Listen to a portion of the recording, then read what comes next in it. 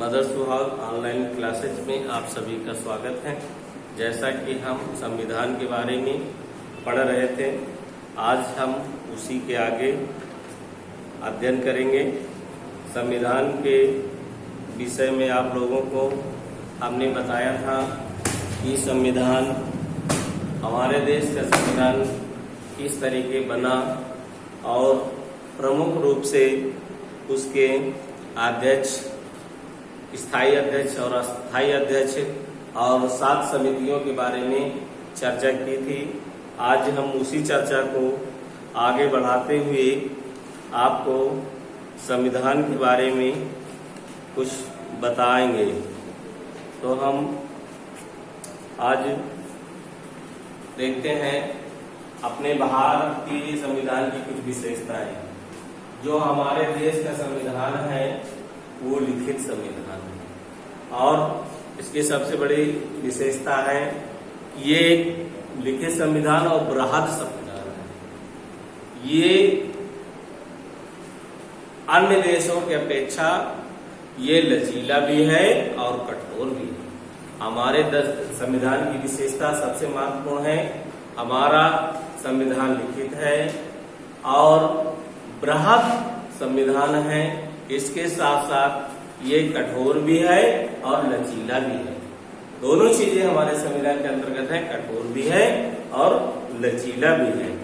इसी तरीके आपको हमने बताया था प्रारूप समिति के अध्यक्ष डॉक्टर BR अम्बेडकर। देखो भारतीय संविधान में कुल कितने अनुच्छेद, देखो भारतीय संविधान में के जो मूल संविधान था, यानी ये मूल संविधान की बात कर रहा हूं, तो 395 अनुच्छेद और 8 अनुसूचियां थी, 8 अनुसूचियां थी। लेकिन वर्तमान में अगर हम वर्तमान की बात करें तो लगभग 444 अनुच्छेद और 12 अनुसूचियां हैं, 22 भाग हैं। भागों की संख्या कितनी है? 22। मूल संविधान में 395 अनुच्छेद, 8 अनुसूचियां। वर्तमान संविधान में 444 अनुच्छेद, 12 अनुसूचियां और 22 भाग हैं। ये हमारे संविधान में प्रमुख रूप से हैं। इसमें आपको अपनी बताया है संविधान सभा के अध्यक्ष डॉक्टर राजेंद्र प्रसाद, अगर अस्थायी अध्यक्ष आए तो डॉक्टर सच्चिदानंद सिन्हा। जिस समय संविधान ने भारत का संविधान लिखा था उसमें 299 सदस्य थे। जिस समय संविधान सभा ने भारत का संविधान लिखा था उस समय संविधान सभा में 299 सदस्य थे। कितने थे? 299 सदस्य थे। और संविधान सभा द्वारा ही संविधान का निर्माण किया गया और उसको अंगीकृत किया गया, जिसकी हमने आपको तारीख कल बताया था 9 नवंबर सन 1949 को। 9 नवंबर 1949 को हमारा संविधान को अंगीकृत किया गया था। इसी दिन कुछ संविधान के अंश लागू कर दिए गए। शेष जो संविधान है 26 जनवरी सन 1950 को लागू किया गया था। संविधान सभा की बैठक जो है, संविधान सभा की बैठक 114 दिन तक चली।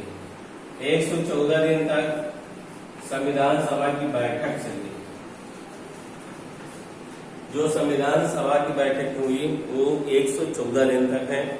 संविधान को बनने में जो समय लगा वो था 2 वर्ष 11 माह 18 दिन। कितना संविधान बनने में समय लगा? 2 माह 11 माह 18 दिन। हमने आपको संविधान का मतलब समझाया, संविधान के बनने के तरीके समझाए और इससे संबंधित और भी बहुत सी जानकारी है, लेकिन आपके सिलेबस के अकॉर्डिंग इतनी जानकारी आवश्यक है। और हम इसी में कुछ बात करेंगे प्रस्तावना की कि संविधान, या मान लीजिए जैसे हम कोई निबंध लिखते हैं,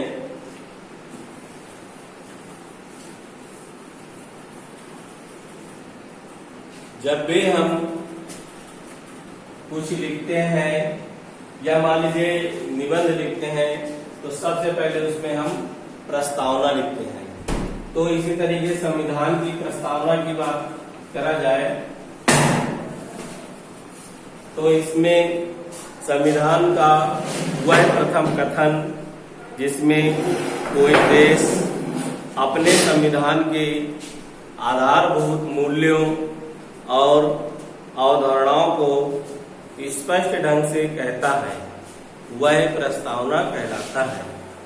प्रस्तावना के माध्यम में से ही हमारे संविधान की मूल चीजें, भारत की संस्कृति और उसमें सारी आवश्यक चीजों को भी जानकारी दी गई है। अब हम आप लोगों को